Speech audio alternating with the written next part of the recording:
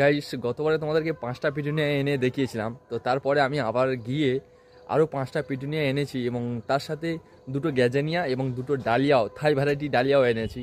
তো চলো দেখাই তোমাদের এখন গাছগুলো কেমন আছে। তবে হ্যাঁ, গাছগুলো বসানো হয়ে গেছে। এই হচ্ছে গতবারে এই 5টা পিটুনিয়া এবং তারপরেও আবার 5খানা পিটুনিয়া আনা হয়েছে। সেগুলো হচ্ছে এই যে, হ্যাঁ জানি অনেক লেট হয়ে গেছে আনা, কিন্তু তার সত্ত্বেও কিছু করার নেই, যেহেতু অনেক কম কম লাগছিলো পিটুনিয়া, তো যার জন্য আরও 5টা আমার পিটুনিয়া আনতে হলো।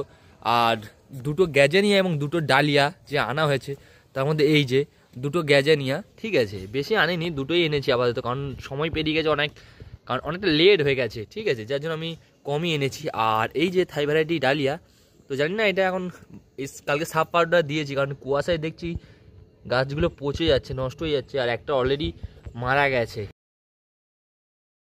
আর তোমাদেরকে কিছু বুগেনভিলিয়া ফুল দেখাবো আমি, যেগুলো এখন ফুটেছে, কারণ যেহেতু এখন নভেম্বর মাস শেষ হয়ে গেছে, ডিসেম্বর মাস পড়ে গেছে, তো কিছু বুগেনভিলিয়া গাছে ফুলও এসছে। তো তোমাদেরকে আমি সেই কালারগুলো দেখাই। দেখো গাইস, এই যে কালারটি কতই সুন্দর না লাগছে, লাল, তাই না? তবে হ্যাঁ, এটি লাল ঠিকই, কিন্তু এর নাম আলাদা। এই বুগেনভিলিয়ার গাছের মজাটাই এখানে, কালারের সাথে সাথে, পাতার ভেরিয়েশনের সাথে সাথে এদের নামগুলো চেঞ্জ হয়ে যায়।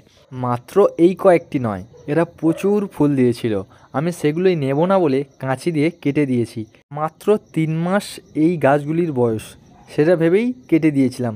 তারপরে মনে হলো যে এদের এই ফুলই তো এদের এই সৌন্দর্য, তো এটাই এদের কাছ থেকে কেড়ে নেবো, নাই বা কাটলাম। দেখি না এরা নিজেদেরকে কতটা সৌন্দর্য করে তোলে এবং নানান রং আমাদেরকে উপহার হিসেবে দেয়। আর এই যে এই অ্যাডেনিয়াম ফুল গাছগুলো দেখছো, তো এর মধ্যে এটাতে একবার ফল দিয়েছিল, বাট সেই ফলটা কখন ফেটে উড়ে চলে গেছে আমি বুঝতে পারিনি। এই পরপর 4টে দেখছো, এই 4টেই হচ্ছে আমার মাদার প্ল্যান্ট, অ্যাডেনিয়ামের মাদার প্ল্যান্ট। আমি এখান থেকেই সমস্ত চারাগুলো তৈরি করে থাকি, ঠিক আছে। আর এই যে গাছটা দেখছো, এর আপাতত এবছরের মতো সবে নতুন ফল এসছে।